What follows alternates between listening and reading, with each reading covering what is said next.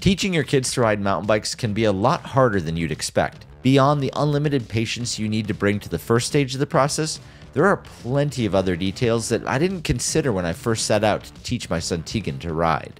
Thankfully, Eric Porter is a seasoned veteran in this department and had plenty of insight to share with us when we visited him in Utah. We're over halfway through a cross-country father-son road trip, and in addition to hitting all the best mountain bike spots in the country, we're also visiting a few of my friends along the way. This stop on our trip was mostly for me, but Porter had some good advice to share with Tegan as well. While we've been riding up and down trails and focusing on his technical skills, Porter brought us to Woodward Park City to work on something else that would impact his riding skills in a major way. After using our loan pass to check into Woodward Park City, we rolled over to the pump track area where Tegan could learn the basics of pumping his bike to generate speed without pedaling. This is important not only for generating speed, but for reading and responding to the terrain with your bike and body. Porter taught Tegan an in-depth lesson on this section, and then we headed up the mountain. So far on this trip, Tegan has had to pedal uphill to earn his turns. Now that we're out west, he's going to get a chance to ride his very first chairlift. Anxiety was high as he loaded his bike on the lift for the very first time, but thankfully, he had me and Porter on either side to make sure it all went smooth. So this is your first time on any chairlift? Yeah. But the most important thing for Tegan now that we're riding bigger trails is protection. Today's shipment from Jensen USA couldn't have come at a better time because it had a pair of Endura MT500 knee pads in it. These knee pads are lightweight and low profile, so it won't bother Tegan when he rides, but they'll protect his knees during a crash with their D30 padding. There's a link in the description if you want to pick up a pair of your own. After an incredible ride at Woodward Park City and multiple laps on the chairlift together, we headed back to Porter's house. Tegan was tired from the past week and a half on the road, so Porter and I decided it was time for a dad's only ride. I wanted to ask him some questions about teaching your kids to ride, and since he's the best at it, I figured this ride would be the perfect time to ask. You know, I've learned quite a bit on this cross-country road trip, teaching my son to ride. It's been an interesting experience because where I thought we were going to start and then where we actually are right now and how he's progressed along the trip has been different than what my expectations actually were. I've learned a lot, but I feel like you've been through this whole thing, and I guess I just want to know, like, what's the best advice for being a parent, getting your kids into mountain biking, and I think most importantly, keeping your kids in mountain biking? Yeah, well, I think what you just mentioned about the experience versus expectations, that's a great place to start with advice. So whatever you set up for, this is the ride we're gonna do, try to think about a way that the reality and the experience exceeds the expectations, right? Because if you're like, this is the best ride ever, and you know, it was an okay ride in their mind, that's not a good experience, right?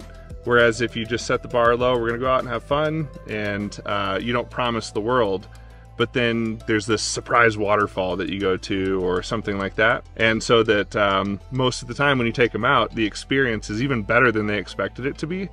That's a big win for them, and it's gonna keep them wanting more. Yeah. All right, we got a lot of mosquitoes, so we're gonna move on to the next spot, and I'll give you guys some more advice then. Yeah, when the mosquitoes are bad and you're riding with your kids, keep it moving. A little bit of bug spray maybe. So yesterday was rad, riding with Tegan at Woodward and creating that experience for him, and you've been doing a lot of that this whole trip, right? Yep, absolutely. But this morning, we're out just the two of us, riding at our speed, at our pace, at your skill level. How's that feel? Way better.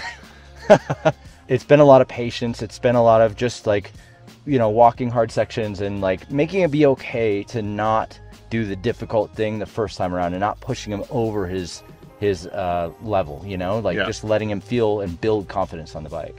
Yeah, so we'll get to the kind of my number one tip a little bit further down, but right here it just made me think how much fun we're having together riding. It's awesome riding with your kids. That's the dream, right? But for a long time, you're riding with them, and so you don't get to ride this is the sport that you love. You're introducing it to them, but this is the sport that you love, and so it's important to get those rides with your friends without your kids. And so it makes you appreciate and remember why you're putting in the time with the kids. When you're riding slow, you're not doing what you want to do. And so it's really important to just get those rides in with your friends when you get to ride the way you want to, the speed you want to, on big trails, and have those experiences too, because that in the end is why you love mountain biking. And you're riding with your kids, being patient so that at some point they can do that with you and you can share these trails with them. So yeah, make sure to you know, ride with your friends and Yeah. go fast the way and have fun the way you like to. So what's like one of the things that anybody could do to sort of set their kid up for success other than maybe having the right equipment? Like what else would you recommend?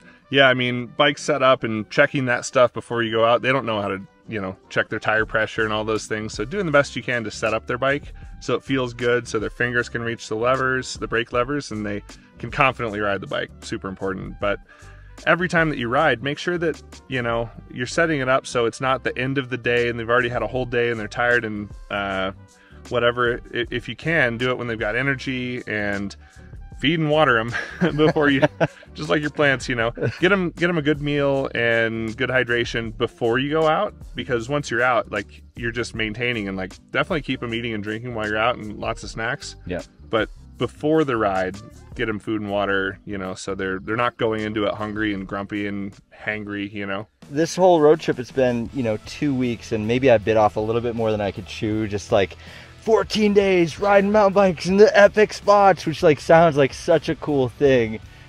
But like, I didn't really consider his experience maybe of like, I'm going to have to do what for 14 days. And I think that was a big learning point for me on this trip. Yeah, I mean, a 2-week riding everyday road trip is normal for you. For him not mountain biking, that is not normal at all, or for most people. No. And so that's really the number one thing with taking your kids riding and getting them, like, playing the long game of getting them to fall in love with riding, which is what happened to us, you know, as kids on our own. But in this case, it's just remembering that we're creating an experience for them. Like, this is not about us or for us. This is giving them the best experience ever when they go riding. So they have so much fun, and really part of that is actually less is more. So if we're doing awesome and we're like at, say, you know, Woodward, and do 3 laps and they're like, I want more, and you can tell they're getting a little tired, or like pulling the plug then instead of like just going. The kids don't know when to stop. Yeah. And so they're just going to keep charging and charging, and it's much better to stop them early to where they want more than to just keep going until they're like, we all know how quick that, like, it's like a light switch, you know, they go from having the best time ever to it's the worst day of their lives. And so just like ending the experience of like, oh, that was awesome, all right, let's go get ice cream or go do whatever we're going to do next, before they're actually done and before they have that classic last run crash, when they're tired and they're hungry. And yeah, so you finish the ride before there's a meltdown. That's a good, that's good timing. Like knowing when to bail on the ride. Yeah. Before it gets to the point where you have to bail. Yeah, and eventually I've noticed, you know, my kids around 12, 13, 14, like Milo's 14 now, at a certain point they start asking for, I want more challenge. And so that's where I start giving that to them. Okay, we're always moving the carrot a little bit further. If you do this ride, then you can ride the next ride, which is really cool, but you got to work up to it. And so kind of giving them that stuff to work up to, that, you know, you get this experience when you put in the work and you're ready for it. So kind of always thinking through that stuff and planning it out, and just in the end creating an experience for them. It's not for you.